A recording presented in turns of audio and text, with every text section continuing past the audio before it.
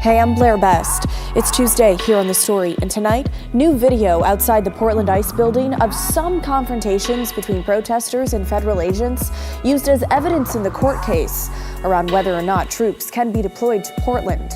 Plus, we get to some of your thoughts on my interview with the original Portland protest frog. But first, call it whiplash at the White House when it comes to the future of SNAP or food stamp benefits, the back and forth today, and how local governments are now stepping up to help. It's our big story tonight.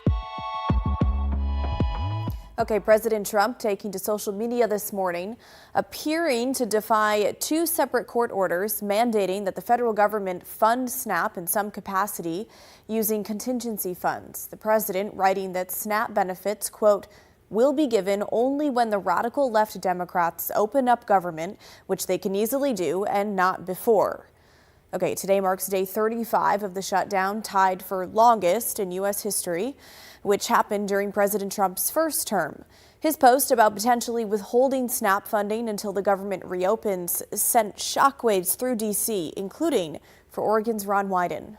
Make no mistake about it, playing games with the food on the tables of vulnerable families is just plain wrong. It's shocking that that's what an administration would do in Washington, D.C. It wasn't until later this morning that White House Press Secretary Caroline Leavitt cleared the air, if you will, regarding the president's post. The administration is fully complying with the court order. I just spoke to the president about it. The recipients of these SNAP benefits need to understand it's going to take some time to receive this money because the Democrats have forced the administration into a very untenable position. We are digging into a contingency fund that is supposed to be for emergencies, catastrophes, for war.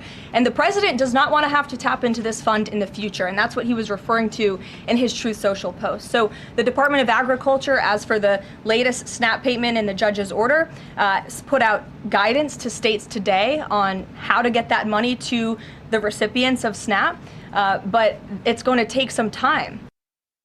Now, we wondered if, in fact, the Oregon Department of Human Services, that's the agency in charge of SNAP here, received that guidance from the feds. And it turns out, yes, they did this morning. But so far, it's just guidance, no funding.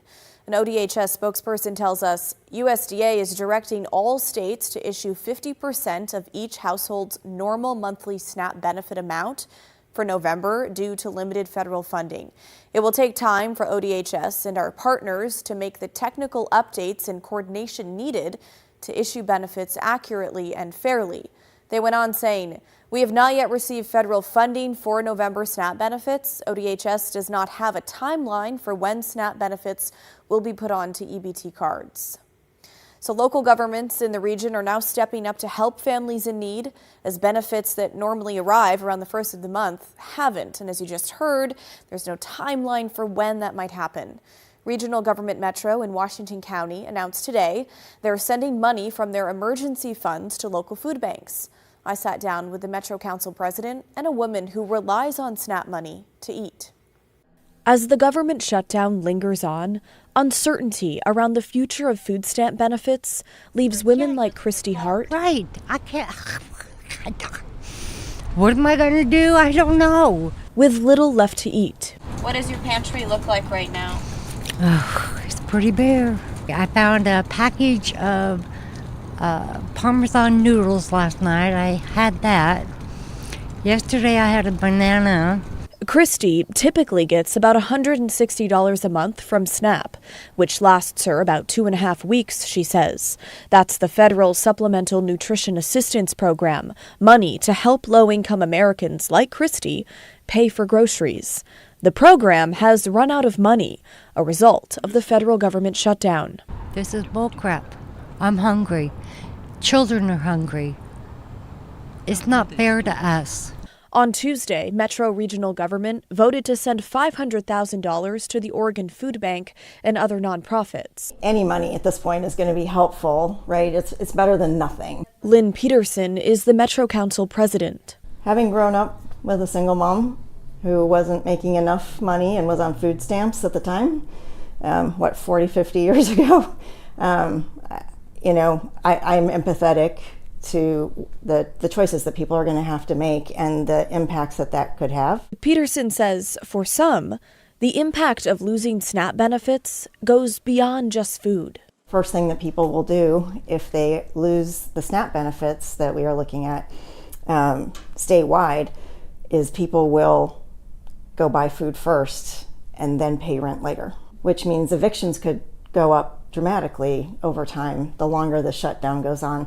In Washington County, commissioners declared a state of emergency and authorized sending $250,000 to the Oregon Food Bank. A Washington County spokesperson says in part, while these actions won't completely resolve the challenges, they represent a concrete step the county can take to support the community. Obviously, families, kids, the seniors, right? Never been in a situation like this before.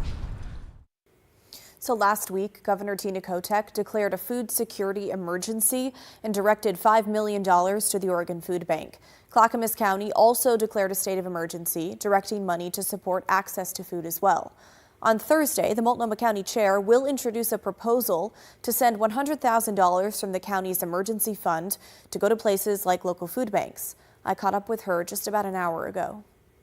In Multnomah County specifically, nearly 1 in 5 people actually benefit from SNAP benefits.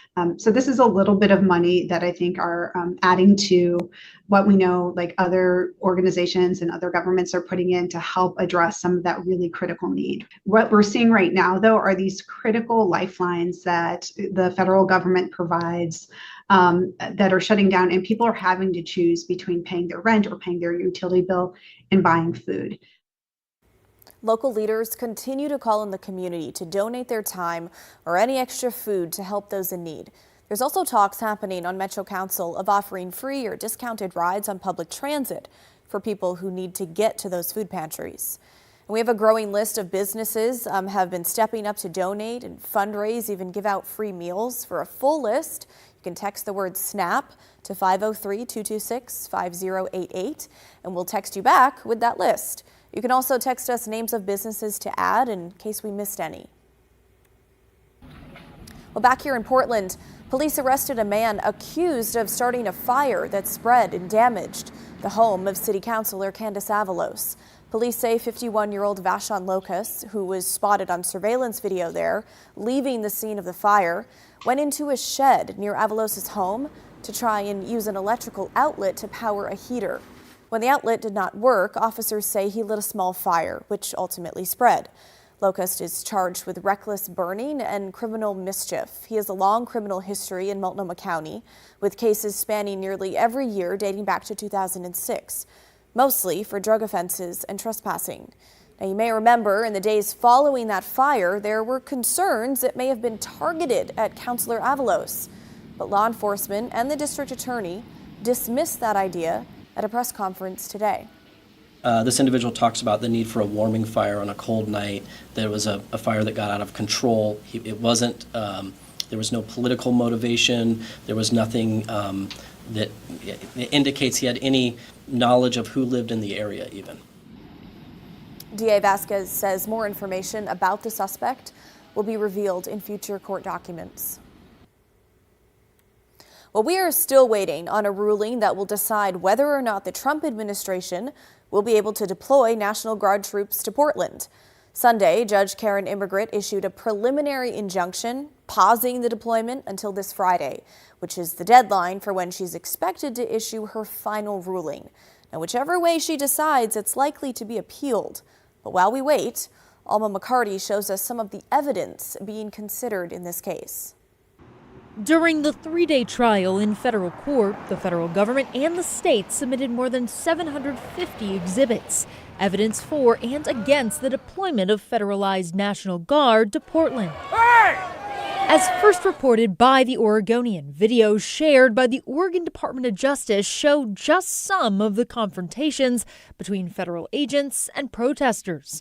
Confrontations plaintiffs label as excessive force on the part of the feds. The first video from August 13th shows 2 masked officers run behind a man standing on the sidewalk and shove him to the ground.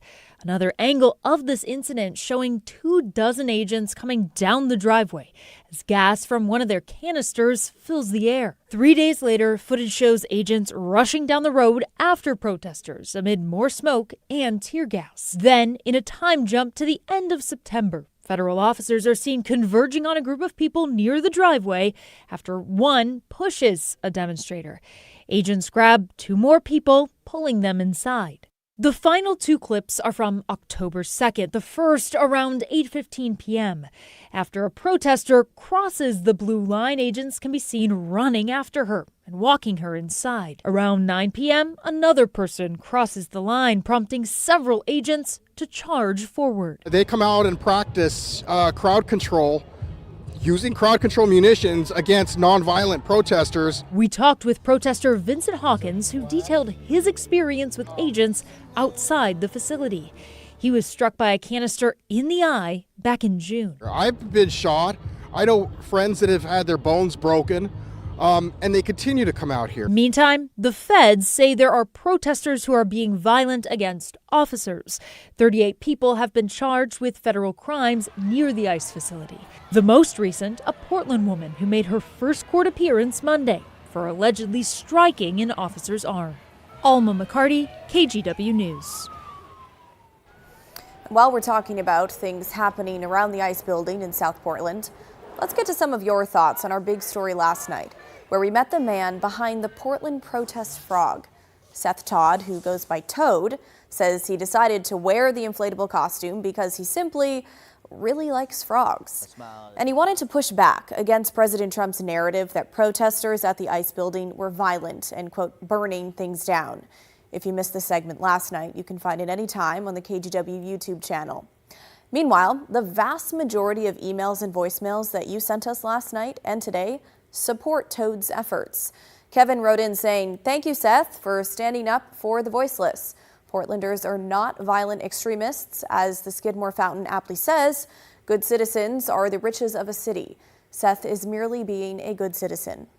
Andy wrote on YouTube, "I love the use of tactical frivolity as a creative testament against Trump's absurd lies and abuses of power. The Portland Frog is an inspiration for nonviolent resistance everywhere." All of these judges that are making decisions based on what they see in Portland, they see the frog guy, and then they want to militarize that. I think the frog guy bolsters the case that sending the National Guard to Portland, Oregon is inappropriate. And how about this comment on YouTube? "Portland has been the scapegoat of conservative rhetoric for too long, and Toad just so happened to become a catalyst for letting more of the nation and world see that we live in a thriving pond and not just a dirty, mostly dried up puddle." Now, there were a few people who don't support the inflatable protest movement, mostly commenting insults and not really making any kind of a reasonable argument, though we did get a voicemail that began with what sounds like an attempt at an impersonation. Ribbit, ribbit, ribbit. Yeah, what I think about the Toad is sounds like somebody's got a lot of time on their hands. So there's that. Okay, if you have thoughts on the Portland protest frog, send them our way. Email the story at kgw.com or call and leave us a voicemail, 503-226-5090. Well, coming up next on the story, did you know there's a supermoon on the way this week? Well, Chief Meteorologist Matt Safino has all the details and if we can expect a break in the clouds to be able to see it. That's next when the story returns.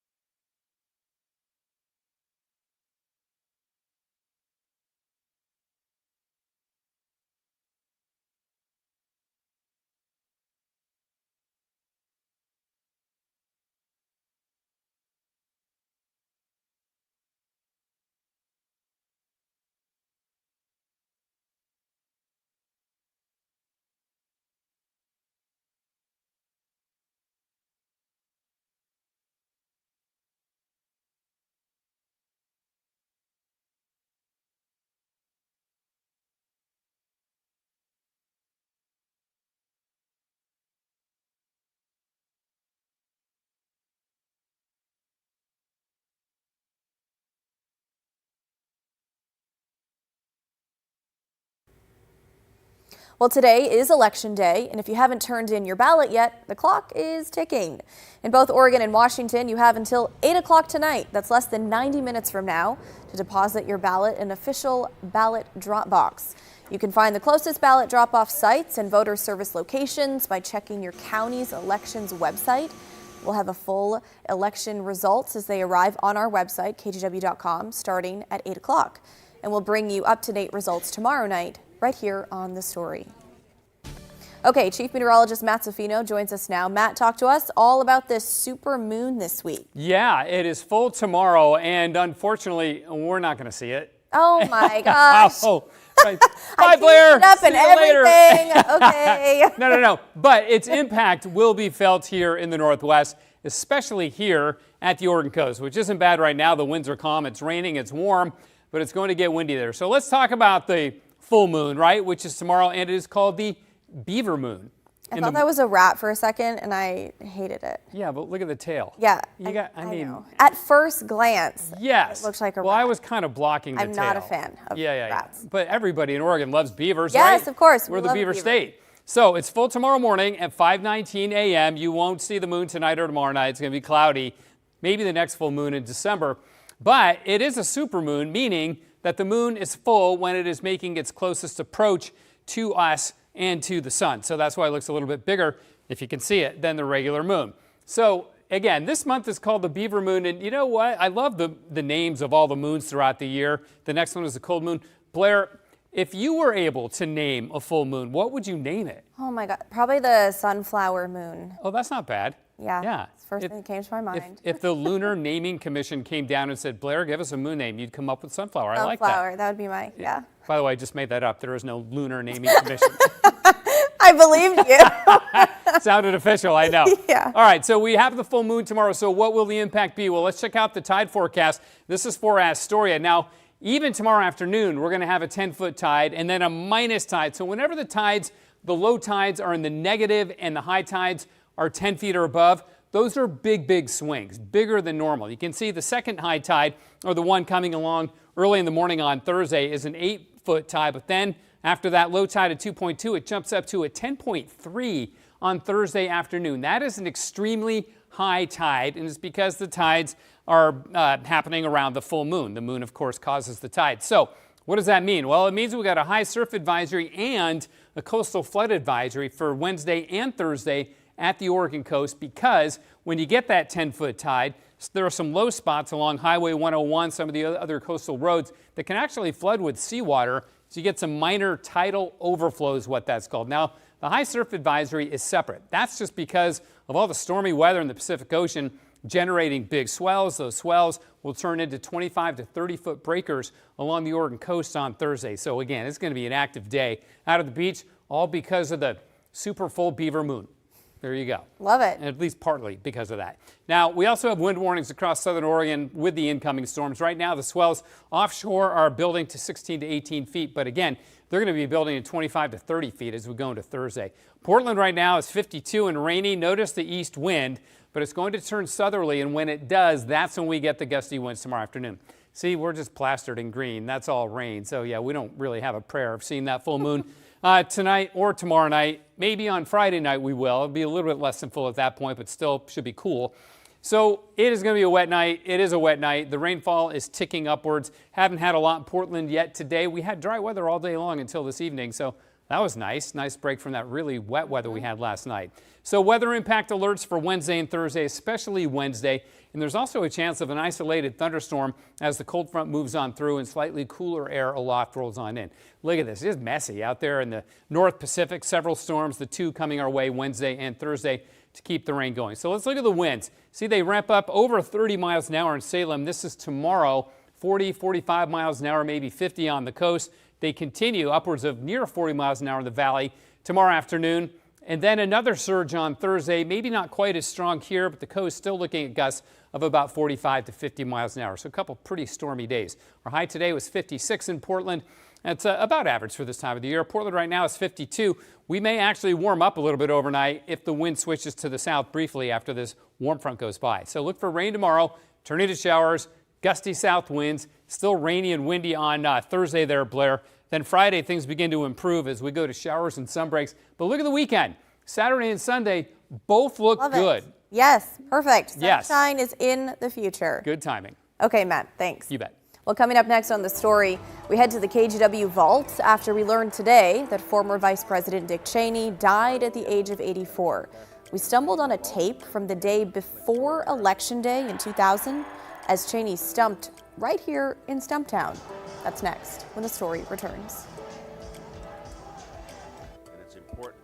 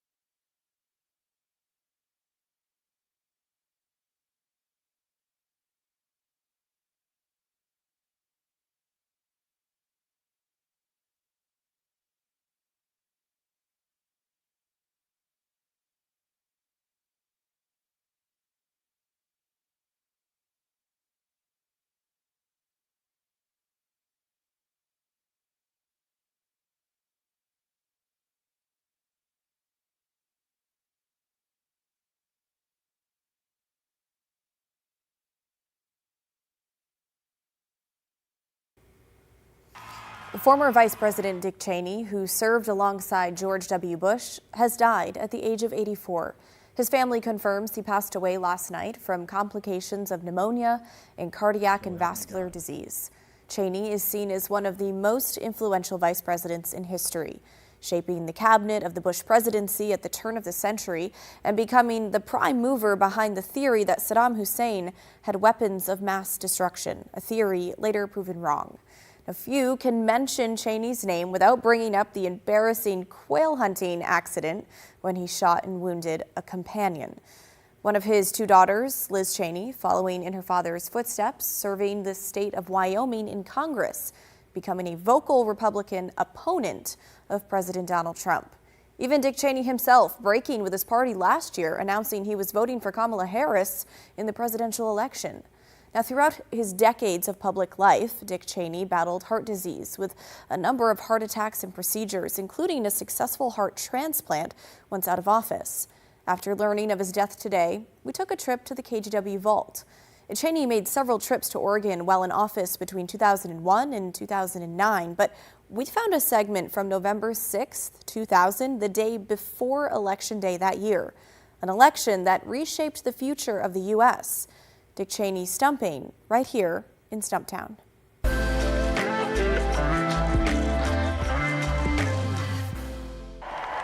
gonna win?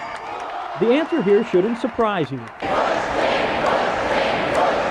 This is a Republican rally after all. The guest of honor, Vice Presidential candidate Dick Cheney.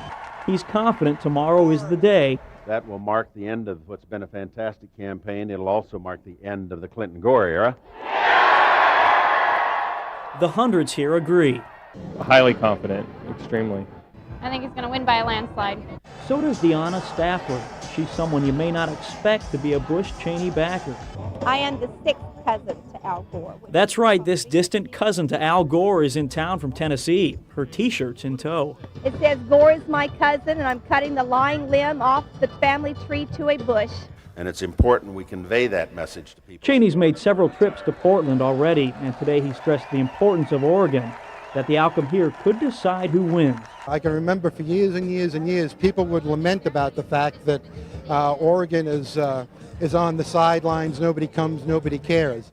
Not the case for candidates this year. Those here seem happy with the face-to-face meetings and with their man's message. We'll promise to restore honor and dignity to your White House. Thank you very much. Well, despite Cheney's efforts that day, Oregon went the way of Al Gore in 2000. More than 1.5 million Oregonians voted in the presidential election that year. Gore won the state by a margin of less than 6,800 votes, though, as we all know, Bush and Cheney were the duo who ended up in the White House. That's the end of our show, folks. Thanks so much for watching. The good stuff is coming your way next. And don't forget, everyone has a story to tell. Have a great Tuesday night. I'll see you right back here tomorrow night at 6:30.